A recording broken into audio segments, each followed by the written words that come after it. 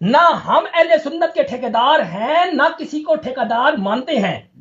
چاہے وہ پاکستان میں کوئی ہو یا کوئی ہندوستان میں ہو، ہم کسی کو ٹھیکیدار نہیں مانتے۔ جبکہ آپ مولوی احمد رضا خان صاحب مرحوم کا حوالہ دیتے جن سے آپ کی کوئی نسبت بھی بنتی ہے۔ اور پھر جب ہم نے ابھی اکابر کی مثالیں بیان کی تو وہ اکابر بھی آسمان ہدایت کے ستارے ہیں، لیکن انہیں یہ کہہ کر کہ وہ ایک مولوی صاحب تھے، کچھ سال پہلے وہ فوت ہو گئے، انہوں نے کہہ دیا تو کیا ہو گیا؟ مولوی احمد رضا خان صاحب مرحوم کا وہ ایک مولوی صاحب نہیں، وہ کتنے اکابر ہیں۔ اور پھر جو ڈیمانڈ ہے کہ ہمیں صحابہ کی بات بتاؤ، تو میں صحابہ کی بتا رہا ہوں، اور زمانے کے اتنے بڑے امام کے حوالے سے جنہیں فخر رازی کہا جاتا ہے، جو کہ ابھی تک تو وہ اردو کتاب تصفیہ کی 4 لائنوں کا بھی ترجمہ تشریح نہیں بتا سکے، دن رات زور لگا کر سب مل کر، اور ابھی تک وہ الکوثر الجاری کا جو 1 صفحہ دیا تھا، اور اس صفحے کی 4-5 لائنیں ہی تھیں جن کا ترجمہ کرنا تھا، اور جو لوگ اب 14 صدیوں کا اصول چھوڑ کے کہتے ہیں اس وقت کی کوئی دلیل پیش کرو، ان کے لحاظ سے بھی میں دلیل امام رازی کی روایت سے پیش کر رہا ہوں۔ مسند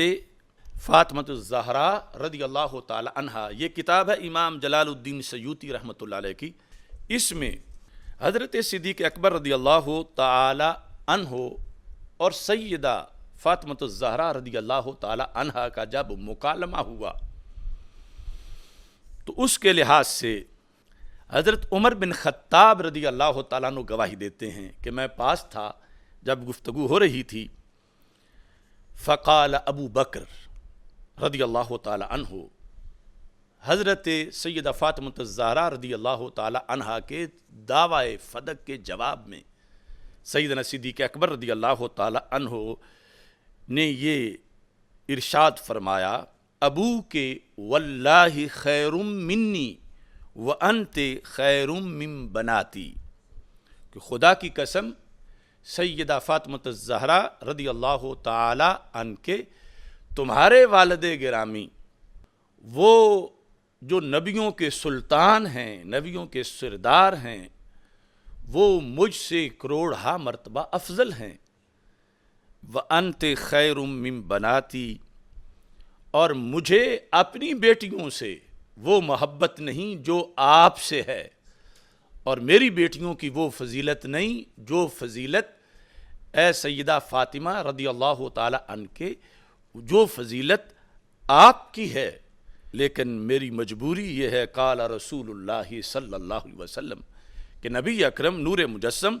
شفیع معظم صلی اللہ علیہ وسلم نے فرمایا، لا نورث ما ترکنہ صدقہ، کہ ہم انبیاء کرام علیہم السلام کا کوئی وارث نہیں بنایا جاتا، اور جو ہم چھوڑتے ہیں وہ ترکہ صدقہ ہوتا ہے۔ یہ مسند فاطمہ رضی اللہ تعالی عنہا کے صفحہ نمبر 70 پر اس مکالمہ کی گواہی حضرت عمر بن خطاب رضی اللہ تعالی عنہ دے رہے ہیں۔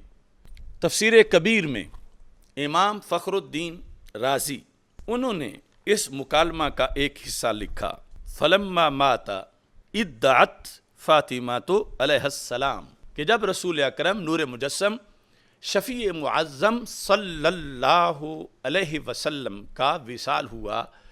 تو سیدہ فاطمہ رضی اللہ تعالی عنہا نے دعویٰ فرمایا انہو کان ینحلوہا فدقہ،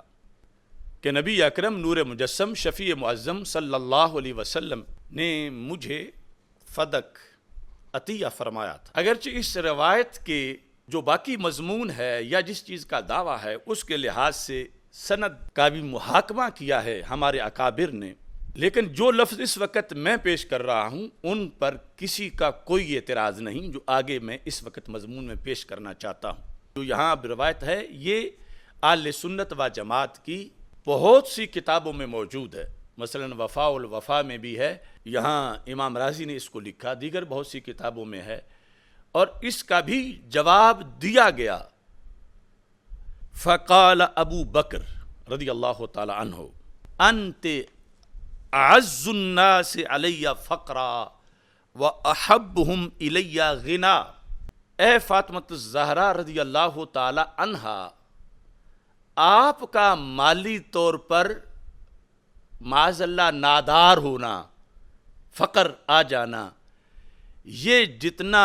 مجھ پہ گراں ہے اتنا اور کسی کا فقیر ہو جانا گراں نہیں ہے۔ اور وَأَحَبُّهُمْ إِلَيَّ غِنَا، مجھے کائنات میں اور کسی کے غنی ہونے پر وہ خوشی نہیں جو آپ کے غنی ہونے پر خوشی ہے، لیکن اس کے باوجود میں یہاں سے کیوں نہیں دے رہا، فدق سے۔ اور جو لوگ اب 14 صدیوں کا اصول چھوڑ کے کہتے ہیں اس وقت کی کوئی دلیل پیش کرو، ان کے لحاظ سے بھی میں دلیل امام رازی کی روایت سے پیش کر رہا ہوں۔ ظاہر ہے کہ کتاب حضرت صدیق اکبر یا حضرت فاروق اعظم رضی اللہ تعالیٰ عنہ کی تو کوئی چھپی ہوئی ملتی نہیں، ان سے ہی آگے لکھا گیا۔ تو یہ لفظ جو ہے میں ترجمہ نہیں کروں گا ان کا، لیکن آسان بڑے ہیں، ترجمہ ہر کسی کو ویسے ہی آ جائے گا، کیونکہ میں جب ترجمہ کروں گا تو وہ پھر کاٹ کے اس کو ایک نئی گستاخی بنا کے پیش کریں گے۔ یہ کہہ کے انت اعز الناس الی فقرا واحبہم الی غنا، یہ کہہ کے حضرت صدیق اکبر رضی اللہ تعالیٰ عنہ نے فرمایا لیکنی لا اعرف صحت قولک، لیکنی لا اعرف صحت قولک، لیکنی لا اعرف صحت قولک۔ تو مخالف فریق میں جتنے حضرات ہیں میں انہیں کہوں گا کہ ذرا عوام کو یہ ترجمہ کر کے بتا دیں کہ حضرت صدیق اکبر رضی اللہ تعالی عنہ حضرت فاطمہ رضی اللہ تعالی عنہا کا ادب، احترام، ان کے فضائل، ان کے مناقب، ابھی میں ایک اگلی تقریر پیش کروں گا جو روافض نے بھی مانی ہے۔ کیا گستاخی کا فتویٰ معاذ اللہ وہاں تک لگایا جائے گا، امیر المومنین تک؟ یا کم از کم امام رازی کو تو اس میں معاذ اللہ لایا جائے گا؟ نہیں، مقام کے مطابق اس کا مطلب بتایا جائے گا، جس میں سیدہ کے کھاتے نہ جھوٹ پڑے گا نہ عیب آئے گا، اور وہی خلاصہ نکلے گا جس پر آج ان لوگوں نے شور مچا رکھا ہے۔ ورنہ ڈائریکٹ اگر دیکھیں گے تو اس کے مقابلے میں کہ جب مانگ رہی تھیں تو خطاب پر تھیں، یہ لفظ جو حضرت صدیق اکبر رضی اللہ تعالیٰ عنہ بول رہے ہیں یہ کئی گنا بھاری الفاظ ہیں۔ کیا لفظ ہیں کہ جب سیدہ فاطمہ رضی اللہ تعالیٰ عنہا نے ادعت، دعویٰ کیا،